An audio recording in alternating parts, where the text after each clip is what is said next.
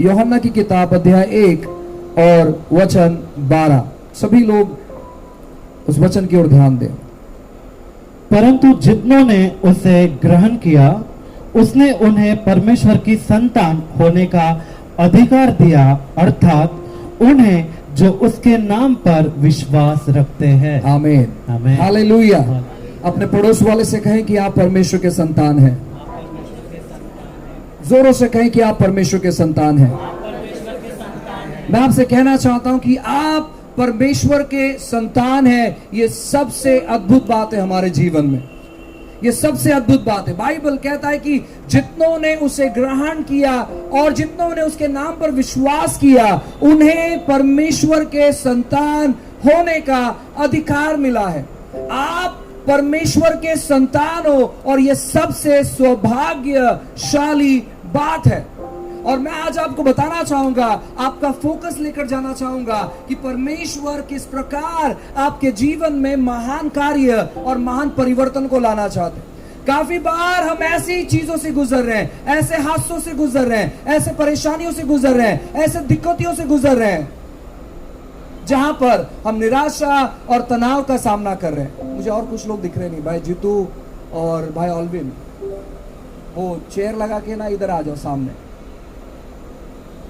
काफी बार हम ऐसी खतरनाक परिस्थितियों से गुजर रहे हैं, ऐसे डेंजरस स्थितियों से गुजर रहे हैं कि हम जान नहीं पा रहे, हम समझ नहीं पा रहे कि कैसे हम उन चीजों को ओवरकम करें, कैसे हम उन बातों को ओवरकम करें, कैसे हम इन संघर्षों से बाहर निकले। काफी बार हमारे पास बड़ा बड़ा सवाल रहता है कि कैसे परमेश्वर, क्यों हम बाहर नहीं निकल पा रहे, हमारे जीवन में समस्या क्या है, दिक्कत क्या है कि हम इस समस्या से बाहर नहीं निकल पा रहे। ऐसी कौन सी बातें हो गई है कि हम इस दुविधाओं से बाहर निकल पा रहे हैं। हम जितना निकलने का प्रयास करें हम उतने ही संघर्ष और परेशानियों में डूबते चले जा रहे हैं, हम उतने दिक्कतों में डूबते चले जा रहे हैं, हम उतने हालातों में डूबते चले जा रहे हैं। ऐसी कौन सी दिक्कत, ऐसी कौन सी समस्या है। काफी बार हम जब ऐसे उलझनों से गुजरते हैं तो मैं आपको बताना चाहता हूं, आपके अंदर जितना ज्यादा सवाल होता है उतना ज्यादा तौर पर आपका विश्वास कम होते चले जाता है।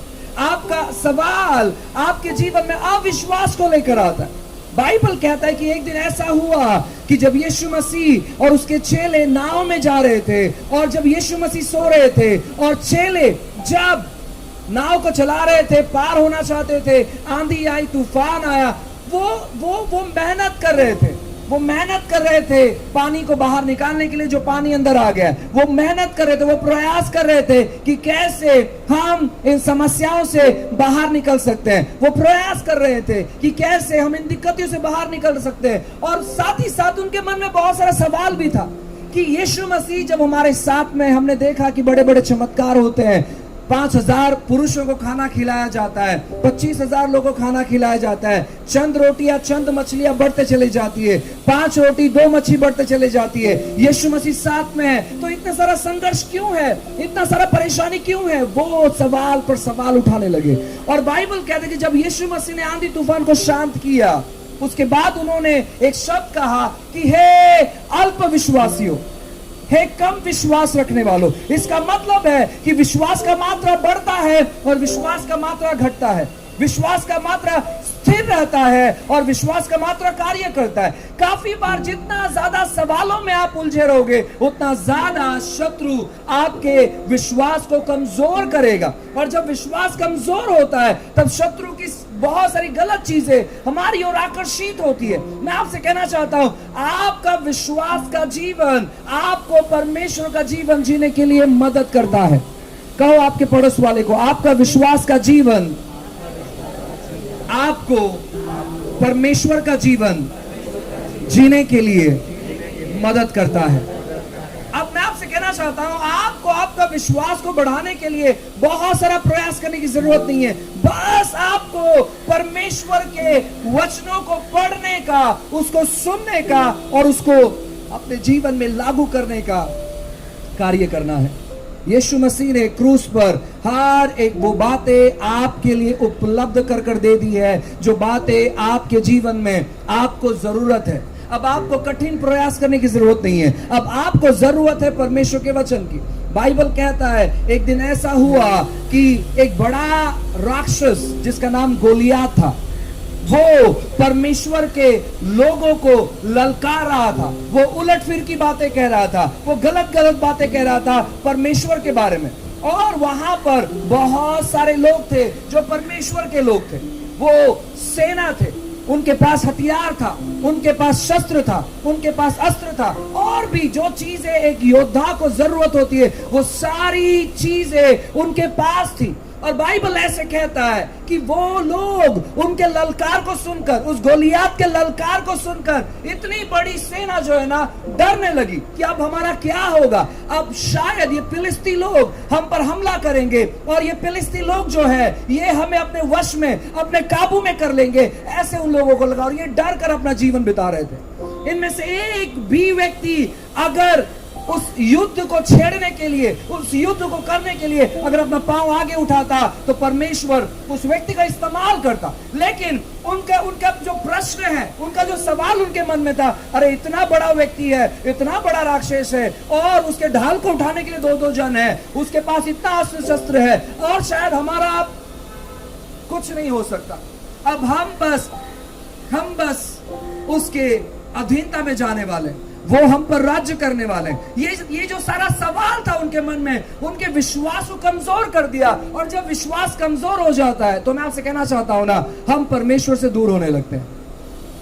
जब विश्वास कमजोर हो जाता है तब हमें कोई व्यक्ति अच्छा नहीं लगता है। जब विश्वास कमजोर हो जाता है हमें प्रार्थना अच्छी नहीं लगती है। जब विश्वास कमजोर हो जाता है हमें परमेश्वर का वचन अच्छा नहीं लगता है। जब विश्वास कमजोर हो जाता है हमारे मन में केवल सवाल उभरते रहते हैं कि परमेश्वर, मैंने विश्वास किया है तो मेरे जीवन में इतनी मुसीबतें क्यों हैं? मुसीबतें आती है ये बताने के लिए कि आपका विश्वास कितना मजबूत है, और परमेश्वर चाहते हैं कि आप उस मुसीबतों को फेस करें, उस मुसीबतों को चेतावनी दे, नहीं तो आप डर कर बैठे। हम काफी बार क्या कहते हैं मालूम है क्या? हम विश्वास कर रहे हैं लेकिन मुसीबत पर मुसीबत बढ़ते चली जा रही है। आपका सवाल आपकी समस्या बनकर बैठ जाती है, आपका सवाल आपकी निराशा बनकर बैठ जाती है, आपका सवाल आपके विश्वास पर अटैक करता है और आपके विश्वास को कमजोर बना देता है। और कमजोर विश्वास, इसका मतलब है कि शैतान को हम इजाजत देते हैं हमारे जीवन में आकर कार्य करने के लिए।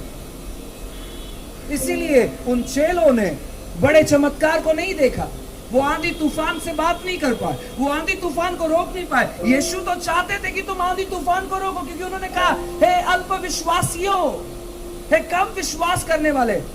अगर आपके अंदर कम विश्वास करने की समस्या है तो मैं आपको बताना चाहता हूं, शायद सवाल आपके अंदर बहुत है।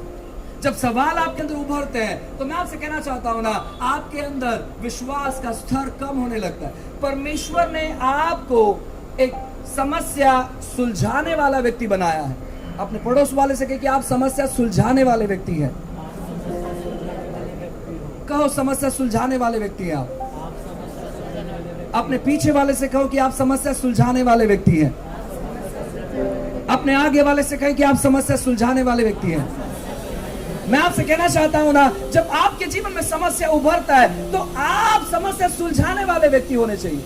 मुझे आज की सुबह फोन आया और मुझे कहा गया कि आज आपको चर्च नहीं मिल सकता। मैं निराश नहीं हुआ, मैंने कहा कोई समस्या नहीं है, हम सुलझाएंगे।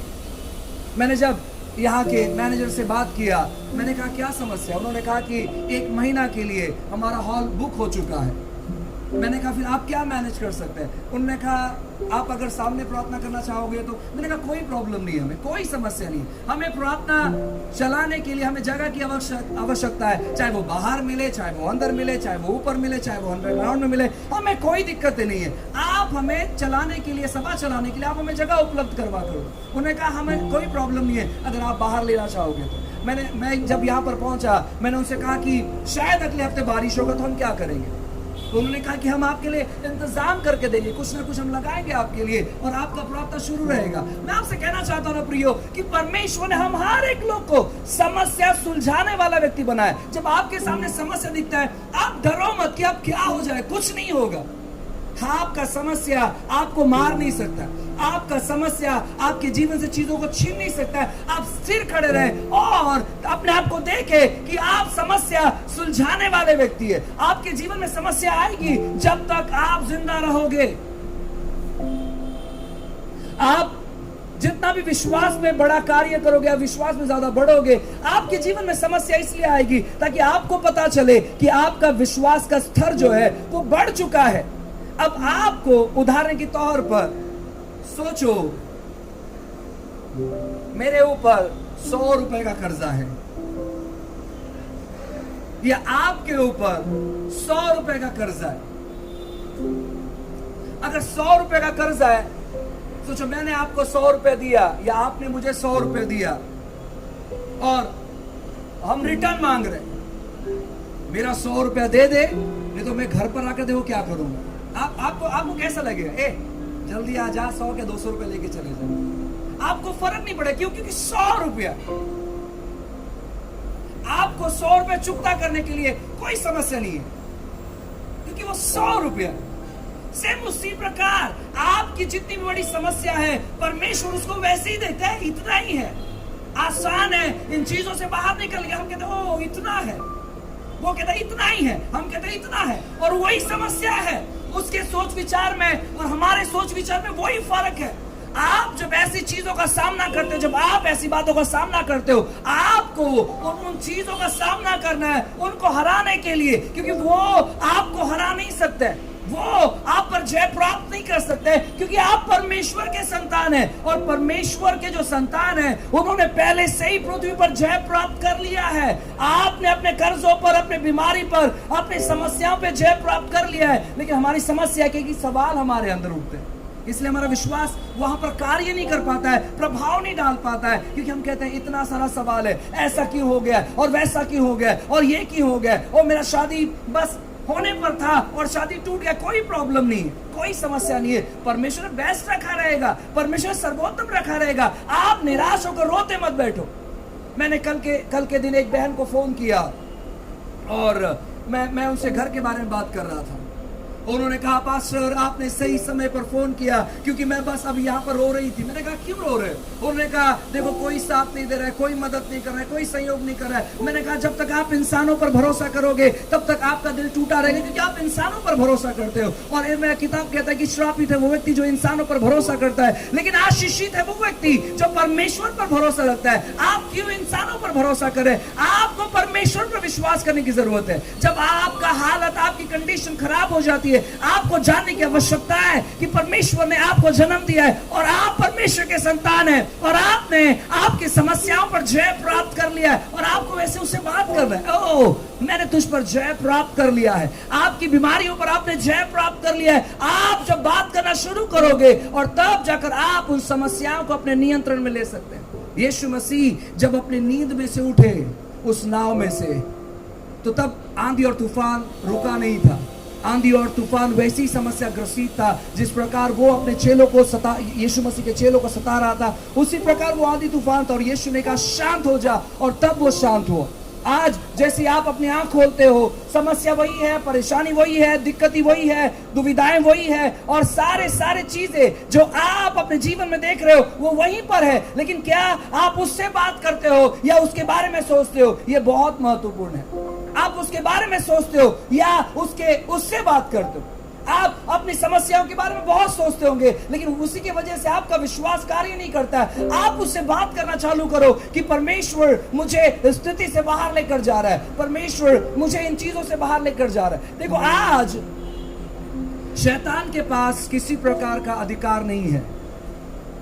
अपने पड़ोस वाले से कहो कि शैतान के पास किसी प्रकार का अधिकार नहीं है। थोड़ा सा जोरों से कहो कि शैतान के पास किसी प्रकार का अधिकार नहीं है। उसके पास सच में किसी प्रकार का अधिकार नहीं है। जब यीशु मसीह, बाइबल कहता है कुलिस्सी किताब में कि वो जब क्रूस पर लटके हुए थे, वहां से नीचे उतरकर उसने शैतान का खुल्लम खुल्ला तमाशा बना दिया। तमाशा बना दिया, तमाशा बना दिया। इसका मतलब है, मैंने काफी बार कहा, मैं और एक बार कहना चाहता हूं, कोई तो व्यक्ति जो आपके एरिया में बहुत प्रसिद्ध गुंडा है, बहुत प्रसिद्ध, उसके बहुत सारे कॉन्टैक्ट्स हैं, सभी पॉलिटिशियंस के साथ, सभी पुलिस स्टेशंस में बहुत सारा उसका कॉन्टैक्ट है, संपर्क है, और सभी लोग उससे डरते हैं। अचानक एक जवान व्यक्ति उस एरिया में नया आकर वो शिफ्ट हुआ और नए तौर पर वो रहने लगा। और जब उस व्यक्ति को पता चला कि एक नया परिवार आया हुआ है, तो इसने प्रयास किया उस व्यक्ति को भी डराने के लिए, लेकिन यह व्यक्ति उसके बारे में कुछ नहीं जानता था। वो जैसे ही इसके जीवन पर हानि करने के लिए आया, इस व्यक्ति ने इतना जोरों से तमाचा मारा कि जो वहां का गुंडा था, जो वहां का दादा था, उसे चक्कर आया और वो नीचे गिर गया। और वो सारे बस्ती के बीच में ये सब चीज हुआ और सब लोग उसे देख रहे थे कि जवान व्यक्ति उस गुंडे को बहुत उसने मारा, उसने छाटा लगाया, उसने घूंसे लगाए, और वो जो वहां का गुंडा था वो अधमरा सा हो गया। वो अस्पताल में एडमिट किया गया, और अस्पताल में जब एडमिट किया गया तो पता चला कि उसके आधे शरीर को लकवा मार गया, क्योंकि उसने इतने जोर से चाटा मारा कि उसके कुछ नस जो है वो ब्लॉक हो गए, और उस व्यक्ति को आधे शरीर में लकवा मार गया। 2 महीने के बाद वो अस्पताल से बाहर आता है, और 2 महीने के बाद जब अस्पताल से बाहर आता है और वो आकर आप पर अपना अधिकार जमाना चाहता है, वो अपने आप को उसी प्रकार गुंडा समझता है। क्या लगता है आपको कि कितने लोग उस प्रकार डरेंगे जैसे वो पहले डरते थे? मैं आपसे कहना चाहता हूं ना, उससे कोई नहीं डरेगा। क्यों? क्योंकि एक जवान व्यक्ति ने उसे बहुत पीटा और उसके वजह से उसके आधे शरीर को लकवा मार गया, और उसी की वजह से वो व्यक्ति का जो अधिकार था या जो डर था वो लोगों के जीवन से निकल गया। और ये व्यक्ति अब अपाहिज है, इसको सहारा की जरूरत है, इसको मदद की जरूरत है, इसको सहयोग की जरूरत है, इसको सपोर्ट की जरूरत है। ये व्यक्ति कुछ नहीं कर सकता है क्योंकि आदमरा सा हो गया है। मैं आपसे कहना चाहता हूं, जब यीशु मसीह क्रूस पर नीचे उतर कर शैतान का खुल्लम खुला तमाशा बनाया, तो उन्होंने इसी प्रकार तमाशा बनाया। अब शैतान जो है, हालांकि बाइबल कहता है, पहले पत्र की किताब में अध्याय 5 में जब आप वचन 7-8 पढ़ोगे, लिखा गया कि वो शैतान गरजने वाले सिंह के समान है।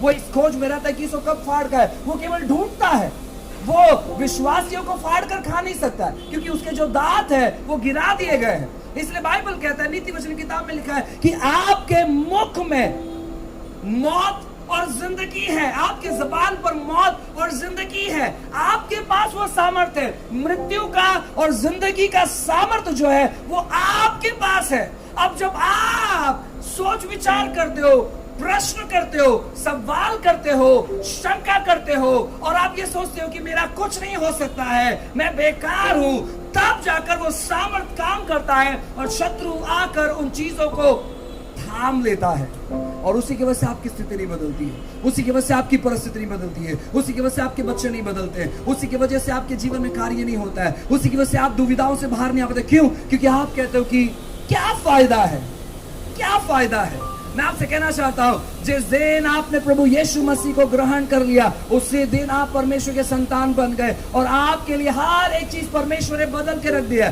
जिस दिन आप उन चीजों को देखना चालू करोगे, उन चीजों को बोलना चालू करोगे, उसी दिनों से आपके जीवन में आप बड़ा परिवर्तन और बड़ा बदलाव देखने पाओगे। लेकिन हम लोग क्या करते मालूम है क्या? जो चीज हमारी शारीरिक आंखें देखती है, उन्हीं चीजों पर हम ज्यादा विश्वास करते हैं, और वही हमारी समस्या हो गई है।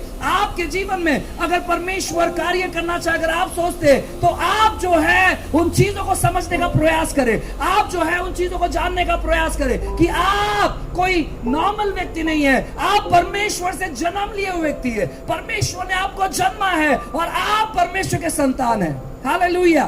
कहें कि आप परमेश्वर के संतान हैं। पड़ोस वाले की तरफ देखें और कहें आप परमेश्वर के संतान हैं। मैं आपसे कहना चाहता हूं, आप सामान्य व्यक्ति नहीं है, आप परमेश्वर के संतान हैं, और इसीलिए परमेश्वर आपको हर स्थिति से बाहर निकालेगा, इसलिए परमेश्वर आपको हर परिस्थिति से बाहर निकालेगा। आपको ये जानने की जरूरत है, और जब आप इन बातों को जानोगे, आपके सामने चाहे आंधी आए, चाहे तूफान आए, जब आप परमेश्वर के संतान होने की नाई उनसे बात करना चालू करोगे, उनको रुकना ही है।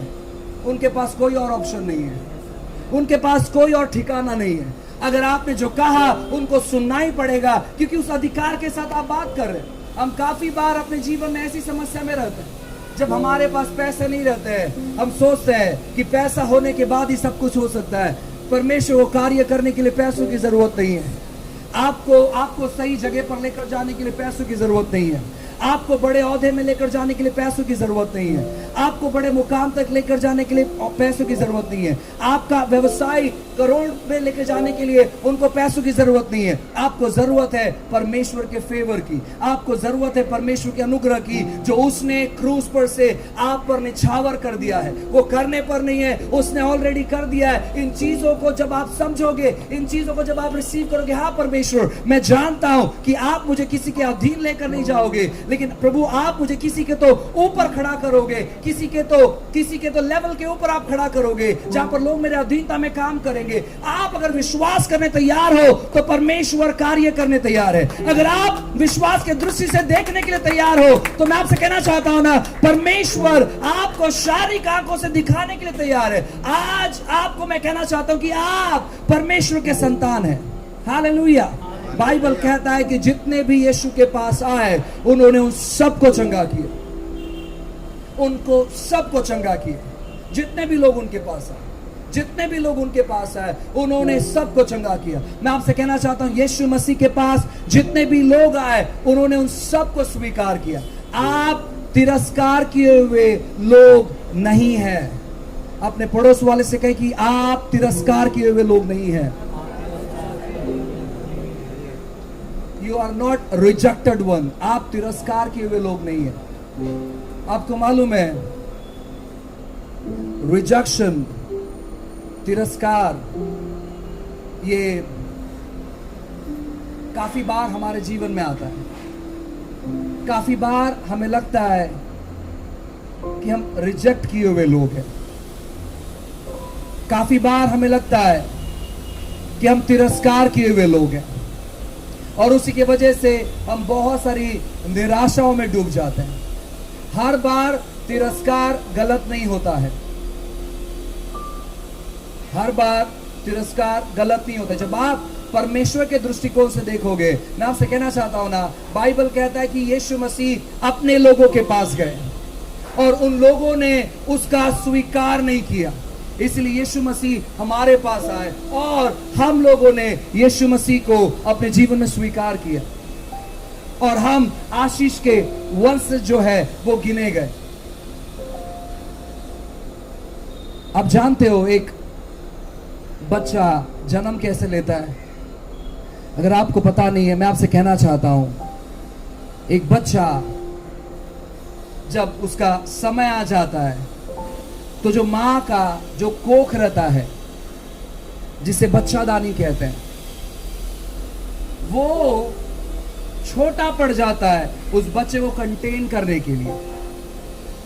जब 9 महीने पूरे हो जाते हैं तो वो जो गर्भशाई होता है वो उस बच्चे को कंटेन नहीं कर पाता है, और वो गर्भशाई क्या करता है मालूम है क्या? उस बच्चे को रिजेक्ट करता है। वो कहता है कि मैं अब हैंडल नहीं कर सकता तुझे, क्योंकि तू बढ़ चुका है, तेरा ग्रोथ हो चुका है, इसीलिए मैं तुझे हैंडल नहीं कर सकता, अब तुझे मुझसे बाहर निकलना है। और तब जाकर किसी बच्चे का जन्म होता है।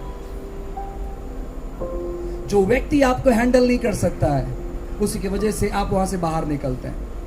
जो व्यक्ति, जो चीजें आपको हैंडल नहीं कर सकती है, उसी की वजह से आप वहां से बाहर निकलते हैं। जब आपके ऊपर ऐसी स्थिति आती है कि आपको समझ में नहीं आता है, भाई मेरे पास नौकरी चले गया, शायद वो नौकरी आपको अब हैंडल नहीं कर सकती है, परमेश्वर आपको अच्छे जगह पर लेकर जाना चाहता है, इसलिए वहां से आपको रिजेक्ट किया जाता है ताकि आप प्रमोशन की तरफ बढ़े, ताकि आप अपने अगले स्तर की तरफ बढ़े। हम कहते हैं अरे इतना अच्छा नौकरी था।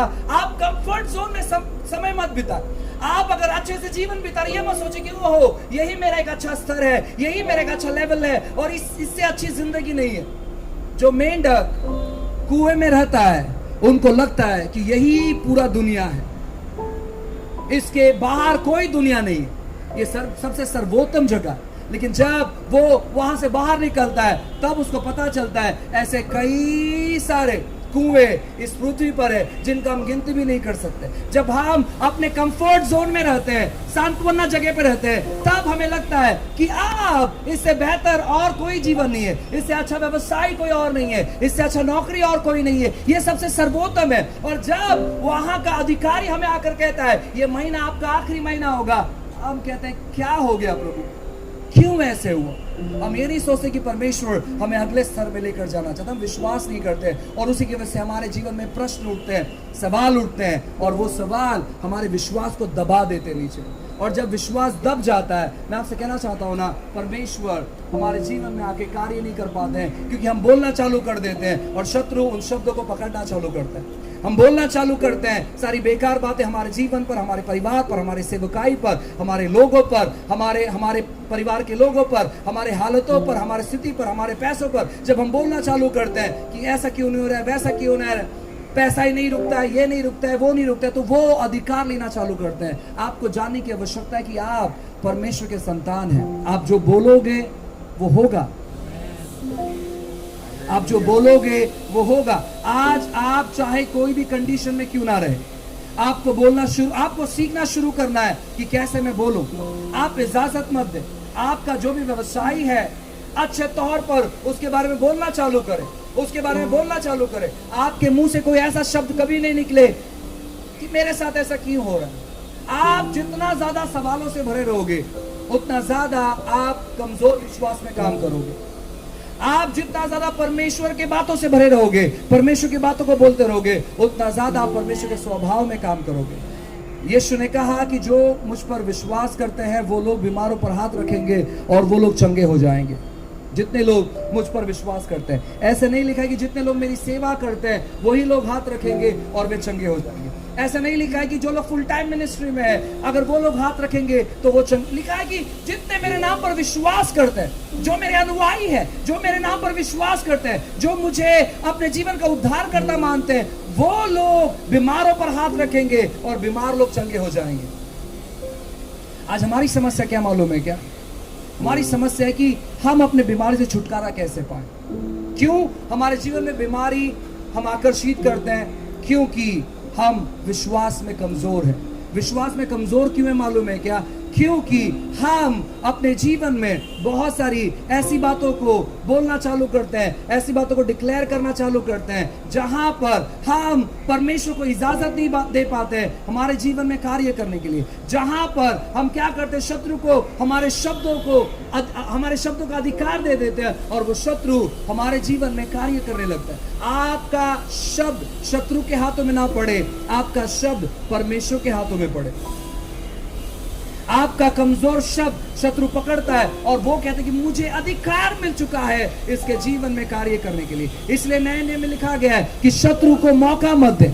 आप कैसे मौका देते हैं मालूम है क्या? उसको बोलने के ना, जब आप उसको बोलते हैं तब उसे मौका मिलता है आपके स्थिति को बिगाड़ने के लिए। और वो बाहरी रूप से नहीं, वो अटैक करता है आपके विश्वास को और आप निराशा में जाते हो, आप तनावग्रसित हो जाते हो, आप परेशान हो जाते हो और आपको लगने लगता है कि आप मेरे जीवन में कुछ काम नहीं करेगा, कोई चीज, मेरा हालात कोई बदल नहीं सकता है, मैंने बहुत प्रयास किया। ये शब्द आपको और निराशा में लेकर आता है और आप अपने जीवन में गलत निर्णय लेने लगते हैं, आप गलत बातें सोचने लगते हैं, आप गलत निर्णयों में जाते हैं। क्यों? क्योंकि आपको लगता है अब कुछ नहीं होगा। लेकिन मैं आपको बताना चाहता हूं, आप परमेश्वर की संतान हैं। अपने आप से कहे कि आप परमेश्वर के संतान हैं। कहो कि मैं परमेश्वर की संतान हूं। कहो मैं परमेश्वर से जन्मा हूं, मैं परमेश्वर का संतान हूं। अगर आप परमेश्वर के संतान हैं तो आप समस्याओं में नहीं रह सकते, आपको समस्या को रिजेक्ट करना है। कुछ लोगों ने क्या किया मालूम है क्या? अपने समस्याओं का नाम अपने राशन कार्ड पर लिख लिया। कुछ लोगों ने अपने समस्याओं का आधार कार्ड बना लिया, परमानेंट। बचपन से ऐसी प्रॉब्लेम है ब्रदर, लहानपणापासून खूप त्रास आहे मला। लहानपणात त्रास होतं पण आता होणार नाही। लहानपणात आपल्याला कळत नव्हतं येशू ख्रिस्त कोण आहे, पण आज आपल्याला कळतं येशू ख्रिस्त कोण आहे। तिरस्कार करा अशा गोष्टीचा, ऐसे चीजों का तिरस्कार करो। हो सकता है कि बचपन से बहुत सारी समस्या है, उन भावनाओं को लेकर हम आगे नहीं, ओ बचपन से बहुत तकलीफ है, ओ बचपन से कोई मुझे समझता नहीं है, ओ बचपन से किसी ने मुझसे प्यार नहीं किया, ओ बचपन से किसी ने मुझे लाड नहीं किया। उन सारी चीजों, उन सारी भावनाओं को तोड़ दो। अब हम भावनाओं में नहीं जीते, अब हम वचन वाले व्यक्ति बन गए। शत्रु आता है भावनाओं के साथ खेलने के लिए। इसलिए काफी बार काफी विश्वासी लोग अपने आप को अलग कर लेते हैं, कोई मुझे समझता नहीं है, कोई अपना नहीं है, सब अपना अपना देखते हैं, सब मतलब ये ऐसे विचारधाराओं से बाहर आओ। आपको ये सोचना है कोई कुछ भी करे, मुझे क्या करना है, मैं उन चीजों के बारे में सोचूंगा, मैं लोगों के लिए क्या कर सकता हूं, मैं उन चीजों के बारे में सोचूंगा। लोग मेरे साथ कैसे व्यवहार करते हैं मुझे उससे कुछ लेना देना नहीं है, लेकिन मैं लोगों के साथ कैसे व्यवहार करता हूं उसका महत्व तो मुझे जानना है। वो बातों को मैं सीखूंगा, उन बातों को मैं करूंगा। लोगों ने मुझे फंसाया, लोगों ने मेरा तिरस्कार किया, लोगों ने मेरे पीठ पीछे बातें की, लोगों ने मुझे सारी गलत चीजों में मुझे कुछ लेना देना नहीं है उसका।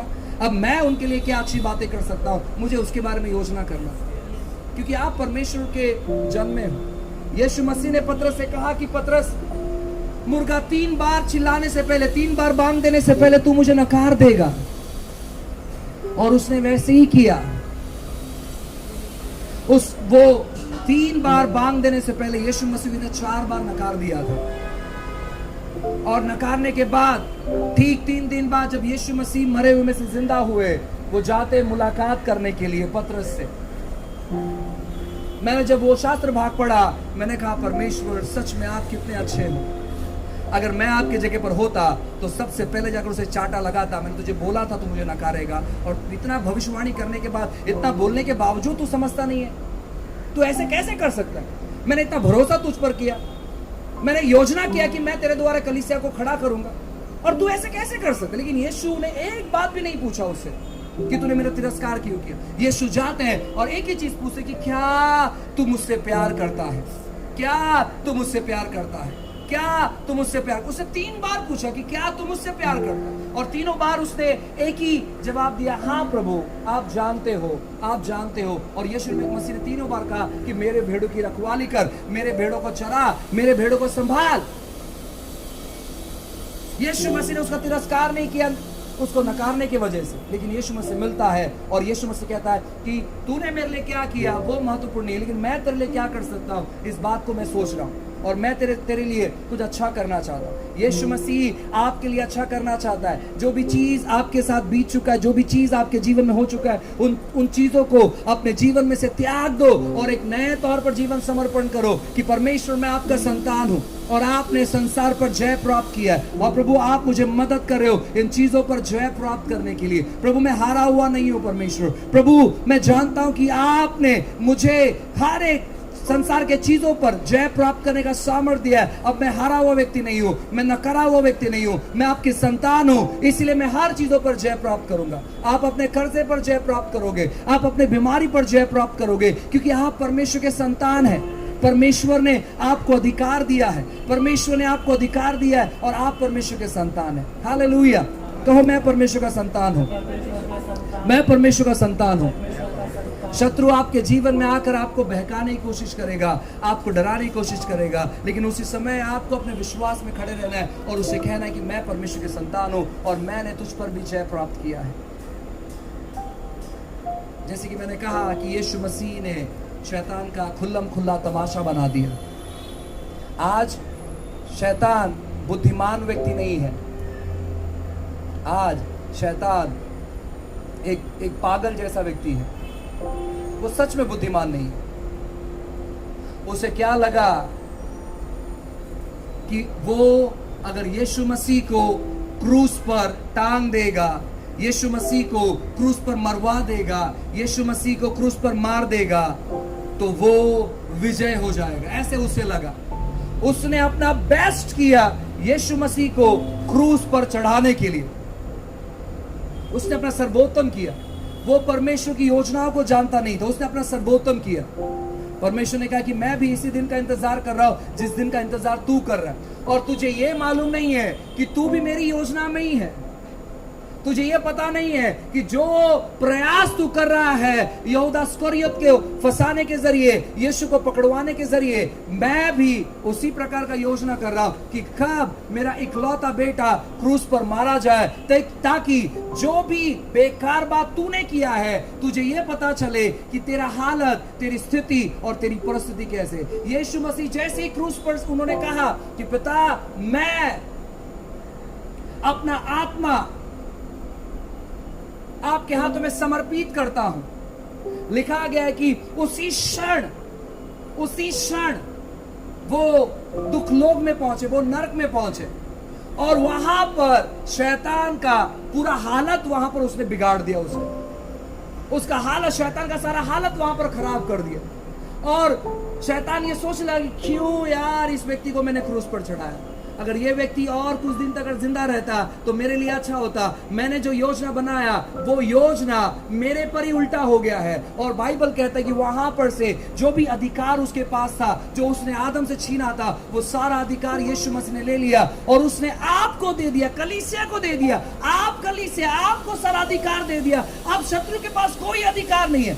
वो कैसे लोगों के जीवन में काम करता है मालूम है? जब आप उसको अधिकार देते हो, जब आप उसको अधिकार देते हो, मुझे नहीं लगता कि ये व्यवसाय सफल होगा। वो कहता है कि अब ये व्यवसाय सफल नहीं हो सकता क्योंकि तुमने शब्द बोल दिया है।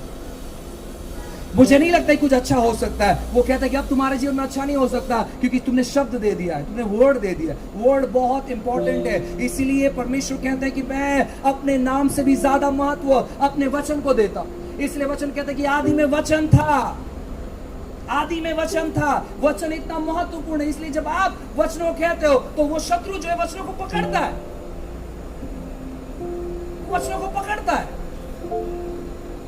एक बहुत खूबसूरत वचन लिखा है लाजरस के बारे में और धनवान व्यक्ति के बारे में।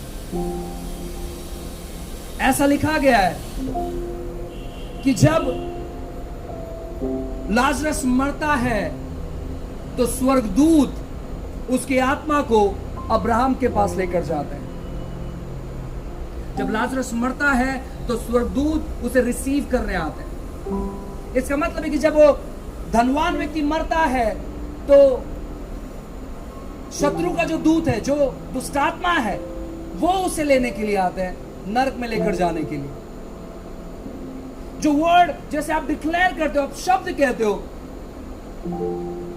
वहां पर स्वर्गदूत है उन शब्दों को लेकर जाकर परमेश्वर के सामने प्रेजेंट करने के लिए कि देखो यह व्यक्ति, आपका संतान ये चीज पर विश्वास कर रहा है और यह चीज आप उनके जीवन में करें।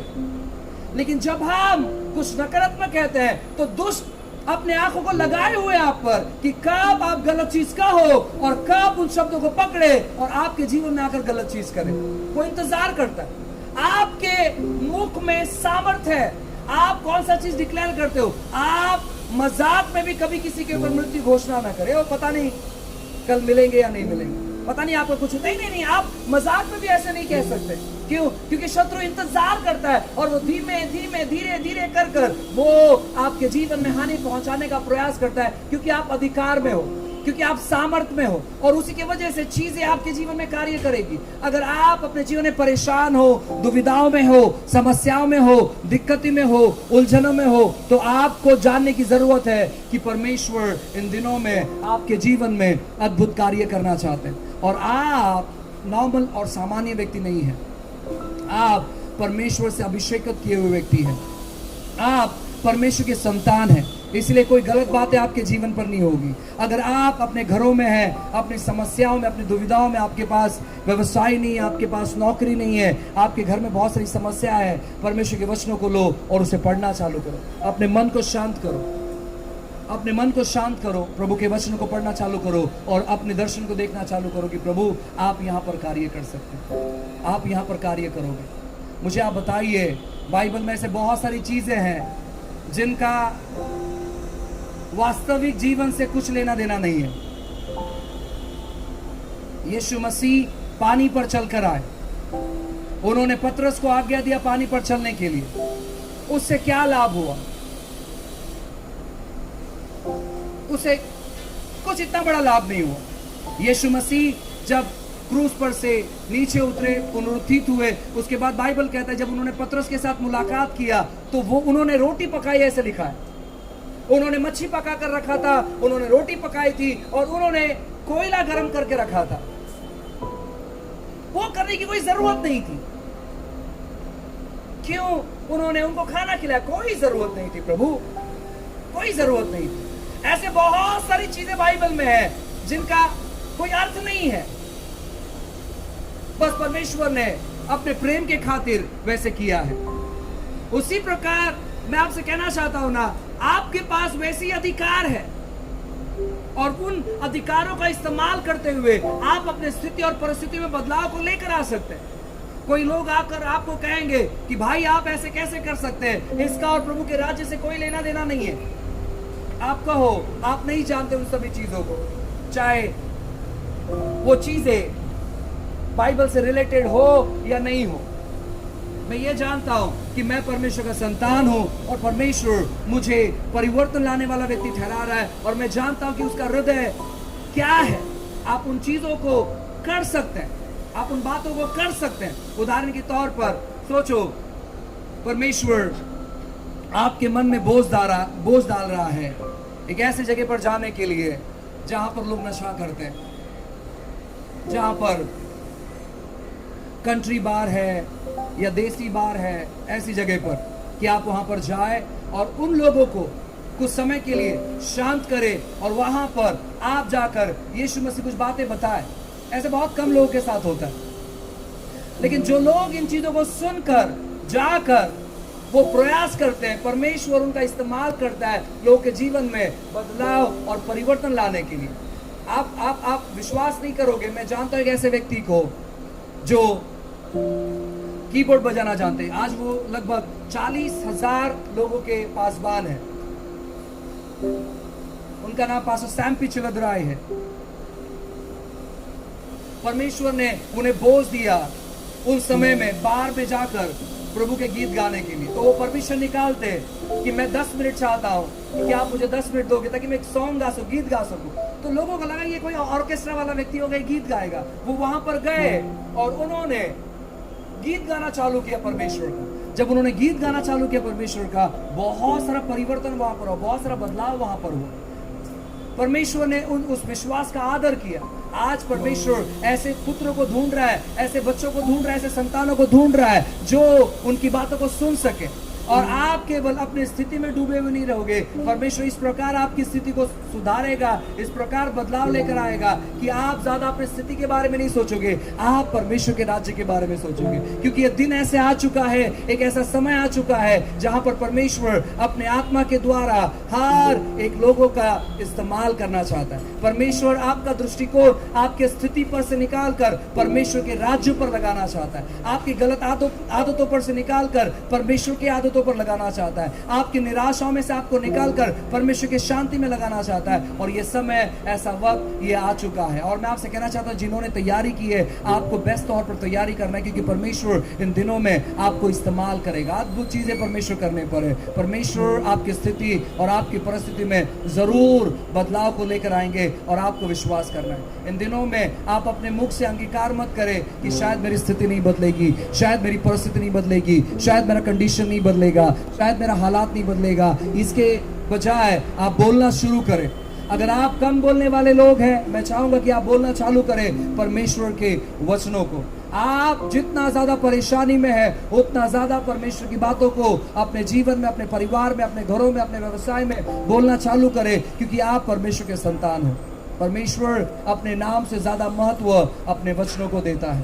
परमेश्वर का वचन सबसे शुरुआत में था और वो आज भी है। आपका वचन भी बहुत महत्वपूर्ण भूमिका निभाता है, बहुत महत्वपूर्ण भूमिका निभाता है आपके जीवन में बदलाव को लेकर आने के लिए। अगर आपका जीवन में कोई आकार नहीं है, तो अपने जीवन को अपने शब्दों के द्वारा आकार देना चालू करो। अगर आपके परिवार का कोई व्यक्ति गलत तौर पर बातें करता है, उनसे कहो कि आप ऐसे बातें नहीं कर सकते, आप परमेश्वर के जन्मे हो। उन्हें डांटो नहीं, लेकिन उनको बताओ कि आप परमेश्वर से जन्मे हो। आप ऐसे बातें नहीं कर सकते, आप निराश में नहीं रह सकते, आप तनाव ग्रसित नहीं रह सकते, आप ऐसा नहीं कह सकते कि मैं जल्दी मर जाऊंगा, आप ऐसा नहीं कह सकते कि मैं वक्त से पहले मर जाऊंगा। आप ये सब बातें नहीं कर सकते, क्योंकि परमेश्वर के संतान आप हैं, परमेश्वर के आप चुने हुए हैं। परमेश्वर ने आपको जन्म दिया है और वो आपका इस्तेमाल करेगा। ऐसे जो निराशा वाले लोग हैं, उनको उनकी निराशाओं से बाहर निकलो। आपके शब्द जो है उनको उनकी निराशाओं से बाहर निकालेंगे। आपकी कर्जे से आप बाहर आ जाओगे जब आप बोलना चालू करोगे, जब आप डिक्लेयर करना चालू करोगे। एक आखिरी चीज कहता हूं, फिर हम प्रार्थना करेंगे। यीशु मसीह जब 40 दिन और 40 रात उपवास कर रहे थे अपने सेवकाई की शुरुआत में, बाइबल कहता है शैतान आया और उसने कहा, अगर तू परमेश्वर का पुत्र है तो इन पत्थरों से कह रोटियां बन जाने के लिए। और अगर यीशु कहते पत्थर रोटी बन जा, तो रोटी बनते थे वो पत्थर। अगर पत्थर बोल सकते हैं तो पत्थर रोटी भी बन सकते हैं। यीशु ने कहा कि पत्थर बोल उठेंगे तो वो पत्थर रोटी भी बन सकते हैं, रोटी भी बन सकते हैं। शैतान को मालूम था कि इनके शब्द स्थिति को बदल देंगे, इसीलिए वो चाहता था कि वो शब्द बोले ताकि शत्रु उन शब्दों को पकड़े। यीशु जानते थे कौन से शब्दों को बोलना है। शत्रु चाहता है कि आपकी स्थिति में कि आप बस वर्ड रिलीज करें और वो आकर पकड़ ले।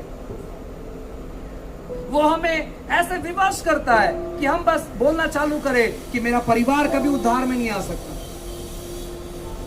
मेरा परिवार शायद यीशु को स्वीकारेगा नहीं, शायद जिसने मेरा पैसा लिया है शायद वो लौटाएगा नहीं, जिसको मैंने पैसे दिए। एक भाई ने कहा, हम जब एक सभा में थे, पास्टर प्लीज प्रार्थना करें कि मेरा 2 लाख रुपए व्यक्ति के पास है और मुझे नहीं लगता कि वो देगा करके। मैंने कहा नहीं देगा वो, क्योंकि आपको लगता नहीं है तो देगा कैसे।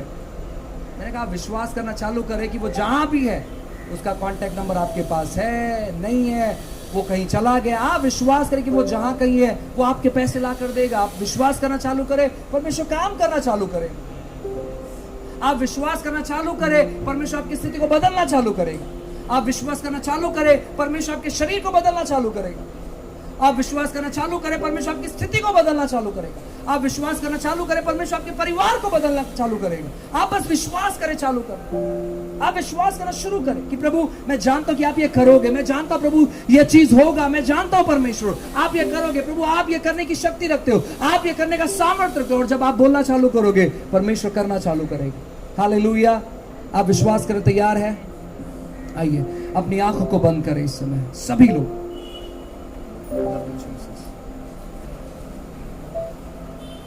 विश्वास करना चालू करें, अपनी आंखों को बंद करें और जो असंभव बातें आपके जिंदगी में हैं अपने विश्वास से देखना चालू करें कि वो असंभव बातें, वो कठिन बातें आपको छोड़कर चली जा रही है। आप देखना शुरू करें, वो सारी कठिन बातें आपको छोड़कर चली जा रही है, वो सारी असंभव बातें आपको छोड़कर चली जा रही है, वो सारी गलत बातें आपको छोड़कर चली जा रही है।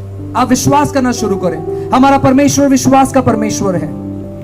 हमारा वो परमेश्वर जो विश्वास का आदर करता है और उसने विश्वास करने का पात्र हमारे हृदय में डाला है। आपको नया कुछ नहीं करना है, बस जो विश्वास डाला है उस विश्वास में कार्य करना चालू करो। Jesus we love you. ओ यीशुए, विश्वास करना चालू करो। परमेश्वर देखता है उन बातों को। Hallelujah Jesus. आप रिजेक्टेड नहीं हैं, आप तिरस्कार किए हुए नहीं हैं, आप परमेश्वर के संतान हैं। आप परमेश्वर के संतान हैं, आप परमेश्वर से जन्मे हैं, आप परमेश्वर से जन्मे हैं। Hallelujah Lord Jesus.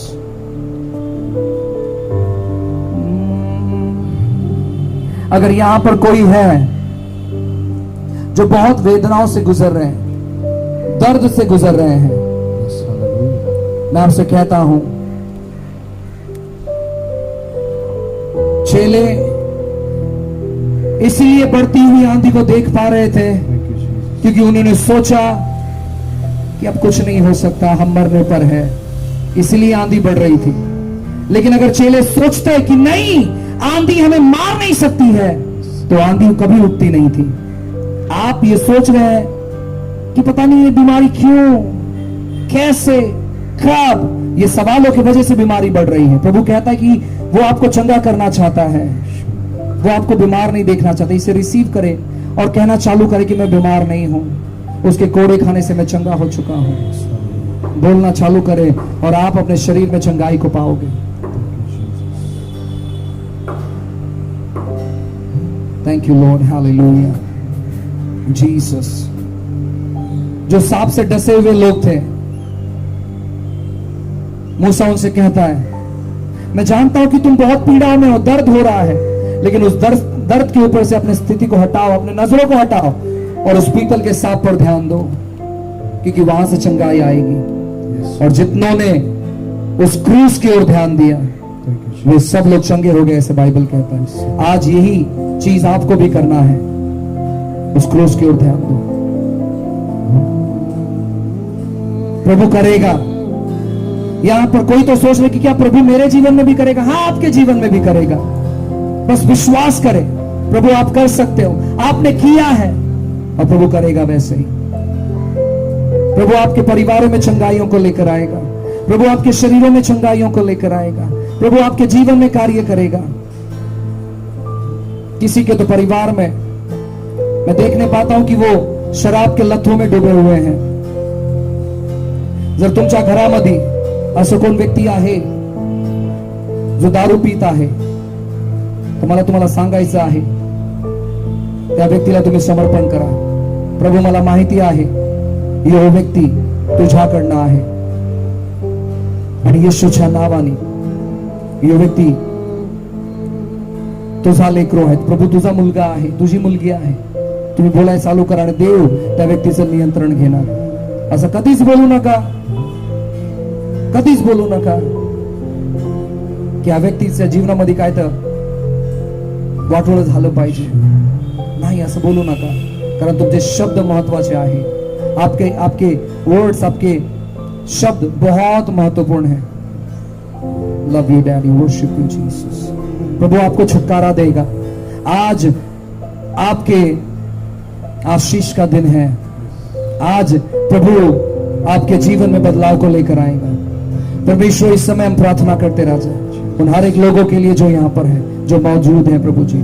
प्रभु आपके आत्मा से हम विनती करते हैं, पवित्र आत्मा आप स्पर्श करें, छुए हर एक लोगों को, इनके जिंदगियों को बदले प्रभु, इनके जीवन में परिवर्तन को लेकर आए, इनके जीवन में बदलाव को लेकर आए। सारी गलत बातें इनके जीवन में से तोड़ते हैं, सारे बंधनों को तोड़ते हैं। परमेश्वर आपकी शांति को इनके जीवन में कहते हैं प्रभु जी, आपने अनुग्रह किया, धन्यवाद देते हैं। महान महिमा आपको देते हैं, प्रार्थना यीशु के नाम से मांगते हैं, आमीन आमीन।